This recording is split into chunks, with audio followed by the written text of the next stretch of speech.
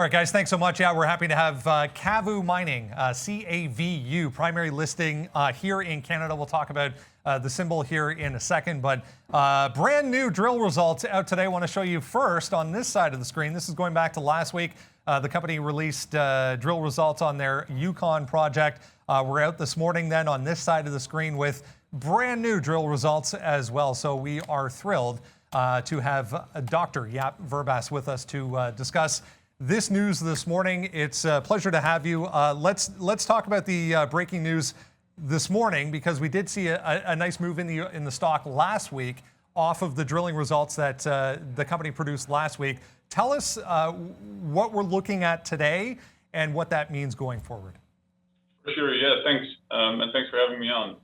The drill results show us that we've had 5 holes total in a zone we call Copper Castle, very high-grade drill results that we released last week. These drill results from this week are located a kilometer away from the results released last week, and so taken together, it shows that we're looking at a project here that contains copper over more than a kilometer in strike length, which is a large area, and we know that this goes to about 400 meters deep. So you're looking at an early stage copper project, and we think we found the main high-grade zone on the project, which we can correlate between drill results and geophysics, and we think we're ready to start, drilling that towards the north and south where the zone remains open.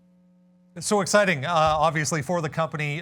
So I want to rewind the tape here a little bit and discuss a little bit about the company's focusing specifically on metals that are used in green and renewable energies.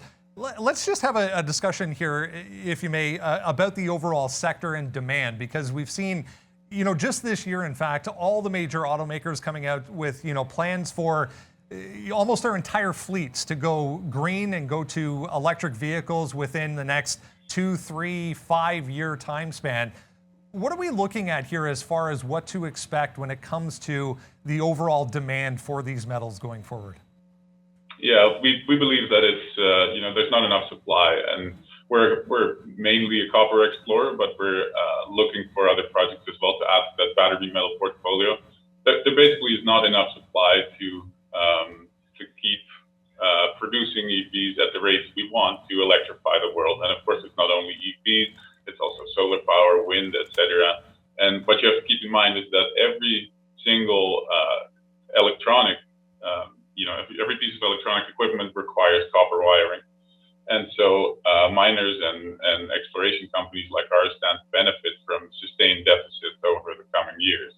And this could well be true for nickel, silver, etc. as well. So the company, it would be a good time for miners and exploration companies.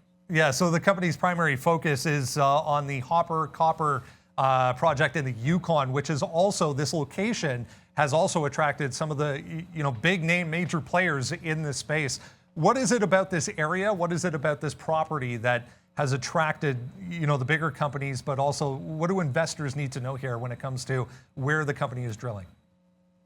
What we found in the Hopper was a project that is in geologically a very similar setting as other projects in the region. And so if you go just to the northwest, there are known deposits of copper that have attracted, for example, Zijin, and more recently Rio Tinto, who invested $25 million. Those are big investments for a very important project. And our project is geologically similar. It's earlier stage, but we believe we're on something similar that may, in the future, attract similar interest.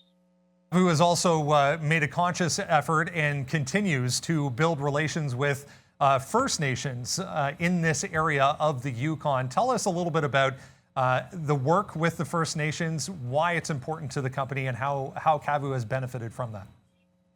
Sure. What we've tried to do is to approach this, as proactive as we can, which means consulting at every step of the way with the First Nations. As exploration companies, we often work in people's traditional territory quite closely, and mining can be a very big boost to local communities, etc. But it can also work in a negative way, and we want to avoid being having a negative effect on local communities. So you have seen our recent board advisory board appointment of Alan Azurza. We're very happy to have him on the board. He is now a team member that provides a First Nations perspective. He's First Nations himself from the Tahltan First Nation in BC.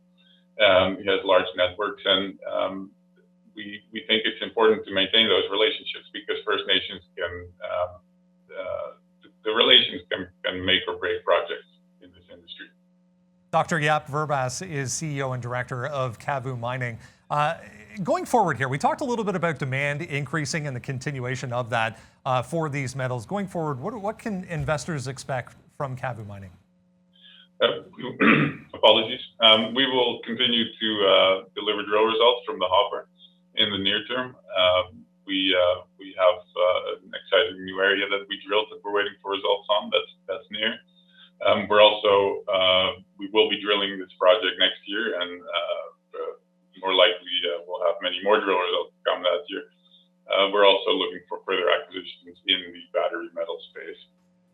CAVUmining.com, guys, for more information. CAVU is the stock ticker. A pleasure. We look forward to an update in the future. Thanks, Brandon.